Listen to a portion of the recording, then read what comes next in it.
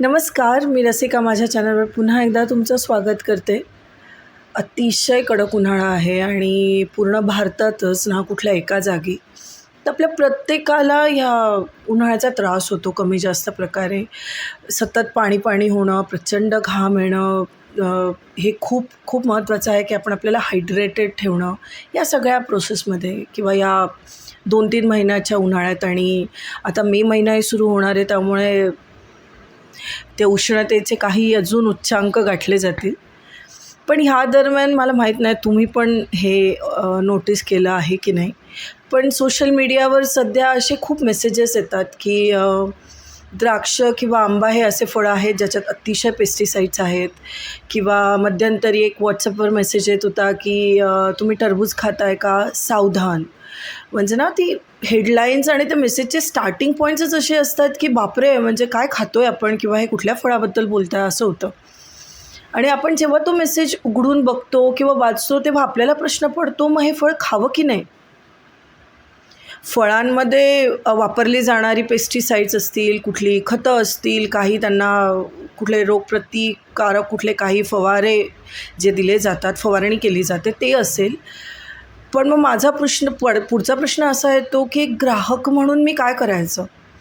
मी कसं ओळखू की हे वरतून हिरवंच दिसणारं कलिंगड किंवा टरबूज ह्याला कुठल्याही प्रकारचं काही पेस्टिसाइड्स दिलेले नाही आहेत आणि हे चांगलं आहे, किंवा कुठलाही एक्सटर्नली कलरिंग केलेलं नाही आहे, किंवा मी खाऊ की नको, हे कसं ओळखावं.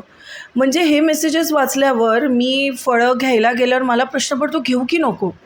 बरं, ही सीझनल फ्रूट्स आहेत, म्हणजे जी काही विशिष्ट फळं आजकाल काही अगदीच कमी उरली आहेत की जी ज्या त्या ऋतूमध्ये आपल्याला उपलब्ध असतात. खास करून फळांचा राजा आंबा जो आपल्याला ह्यासाठी म्हणजे सगळ्यांनाच आवडतो आणि तो आपल्याला हायड्रेटेड ठेवतो आपण असं म्हणतो उन्हाळ्यात.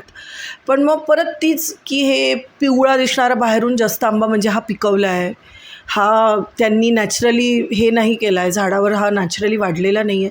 समजायचं कसं. बाजारात गेल्यावर साहजिक आपली नजर त्या फळाकडे जाते, अरे किती छान आंबा आहे किंवा किती छान फळं आहेत. पण मग ही ओळखायची कशी आणि हाऊ टू मेक शुअर की ही माझ्या तब्येतीसाठी चांगली आहेत. आणि मला खात्री आहे की हे असे मेसेजेस वाचल्यावर आपल्याही डोक्यात विचारांची अशी गुंतागुंत होते, कालवाकालव होते, मग मी घेऊ की नको. बरं, लहान मूल असलं तर आपल्याला अजूनच प्रश्न येतात.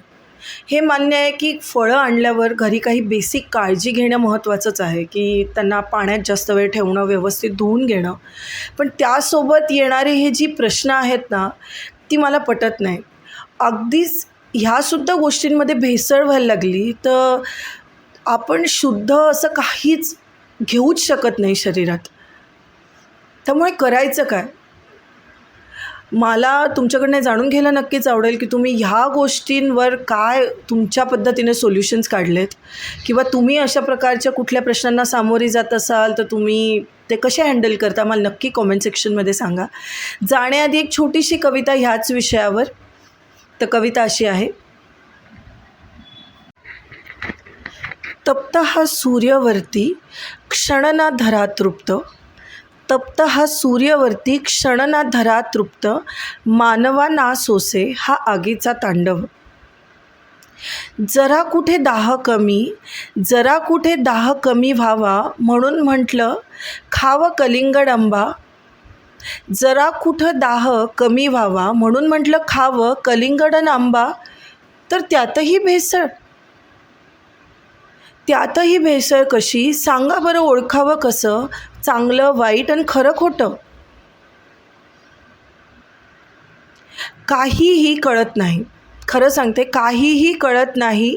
फळांना देखील माणसाने आपल्यासम रंग मात्र दिला. ओळखावं कसं खरं खोटं चांगलं वाईट काहीही कळत नाही. फळांना देखील माणसाने स्वतःचा रंग मात्र दिला. काय करावे कसं करावे, काय करावे कसं करावे, कसं निवडावे समजत नाही. दाहमनीचा बहुधा कोरडा ह्या उन्हाळी. भेटूया पुढच्या व्हिडिओमध्ये लवकरच. धन्यवाद.